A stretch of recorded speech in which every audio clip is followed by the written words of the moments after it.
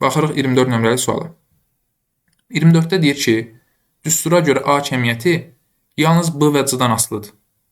Amma burada diqqət etməliyikdir, B ilə düz mütənasibdir, C ilə tərs mütənasibdir. Düz o idi ki, biri artanda o biri də artır və yaxud da ki, biri azalanda o biri də azalır. Tərs odur ki, yəni adı üstündə tərs olur. Yəni biri artanda o biri azalır, biri azalanda o biri artır, bir-birinin əksinə. Amma A kəmiyyəti həm B-dan asılıdır, həm C-dan. Bunu ən sadə belə yazmaq olar ki, A-nı yazıram bura, yana da sol sağına da B ilə C-ni qeyd edirəm. A, B, C. Deyir ki, A 10 olanda C 2 olur və B də 300 olur. İndi sonra deyir ki, A 450 olsa, C 1 olsa, B neçə olur?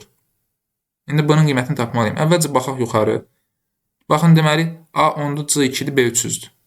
A artırsa ümumiyyətlə, B də artmalıdır. Və yaxud da ki, B artırsa, A da artmalıdır. Orada düz və tərs sözünü qeyd edək. A kəmiyyəti B ilə düz mütənasibdir, C ilə tərs mütənasibdir. C məsələn azalıbdır. Onda A artacaq, çünki A ilə C tərs mütənasibdir. Birdən C artsaydı, A azalardı. İndi baxaq görək neçə dəfə C azalıbdır. C 2 idi, 1 olub. Yəni 2 dəfə azalıb. C ilə A tərs mütənasibdir. Onda A neçə olmalıydı? A 2 dəfə artmalıydı. Yəni əslində A-nın qiyməti 20 olmalıydı. Amma baxıram ki, A olub 450. A niyə 450 olub? Deməli, orada da B-nın təsiri olub. B nə qədər artıb ki, A-nı 20 yox, 20-dən qaldırıb 450-yə. Yəni C 2 dəfə azalmışdısa, A 20 olmalıydı. Amma bizə deyir ki, A 450-dir. Deməli, orada da B-nin təsiri olub. Deməli, B də artıb ki, A 20-dən qalxıb 450-yə. Biz necə ki, C-ni 2-yə böldük, dedik ki, C 1 olubdur. Onda A da 10 vur 2, 20-dir. İndi baxaq ki, A niyə 20-dən 450-yə qalxıb? 450-ni bölürəm 20-yə ki, görüm A neçə dəfə artıb.